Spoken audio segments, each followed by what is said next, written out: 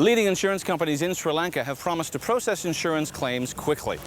The trouble is, it is still very much in doubt how many policies cover natural disasters, and that could mean less money to start rebuilding. Many say that if the Communist Party actively recruits new members from the expanding private sector, it can remain relevant and perhaps avoid becoming another relic of the past. The latest deflation figures show Hong Kong still has that sinking feeling. Prices declined way over 3% in October. Why do Hong Kong people have to be so worried about deflation? Well, because I suppose 4 years of continuously falling price is a symptom rather than a cause. Now you say it's a symptom. What's it a symptom of? It's a structural long-term adjustment. Hong Kong has seen 48 straight months of deflation, and the chief culprit is said to be the decline in property. For example, here in Central, somebody bought 14 floors in the IFC in April 2001, and they paid $3.7 billion. If they sold that today, they'd probably only get $3.3 billion.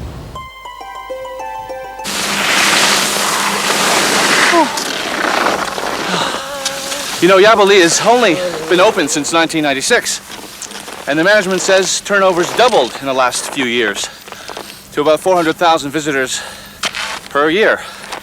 And there's already talk of opening an airport nearby and extending a rail link from the town of Yabbo Li.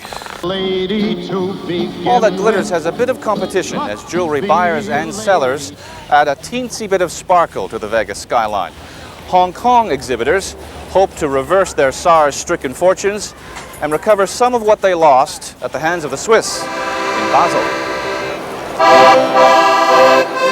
So, over at the Mirage, the GLDA show had no restrictions or conditions on Hong Kong participation at their fair.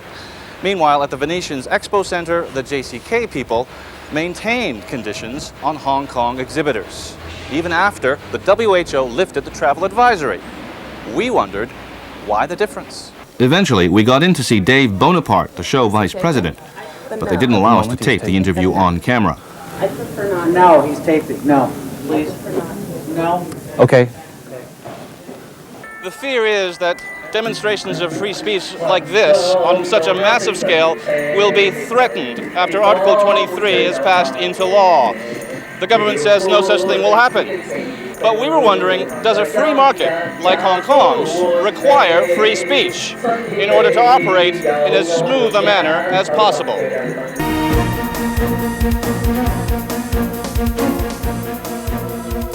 Good evening, I'm Douglas George. Welcome to our review of finance and business in 2004.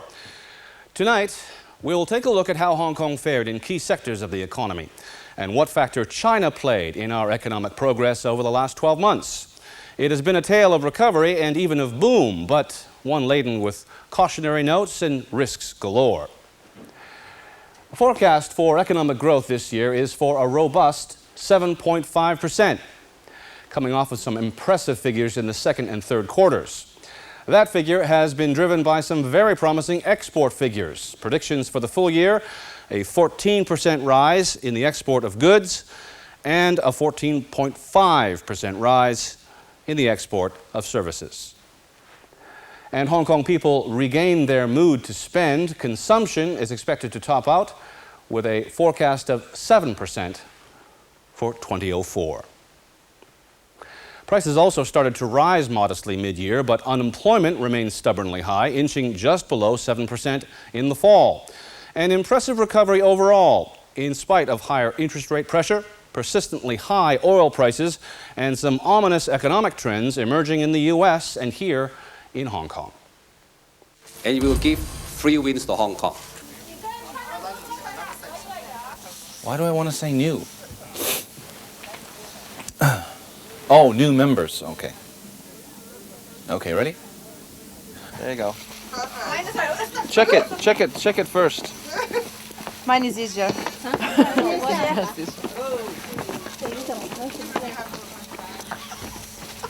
A reporter's work is never done. Oh, okay.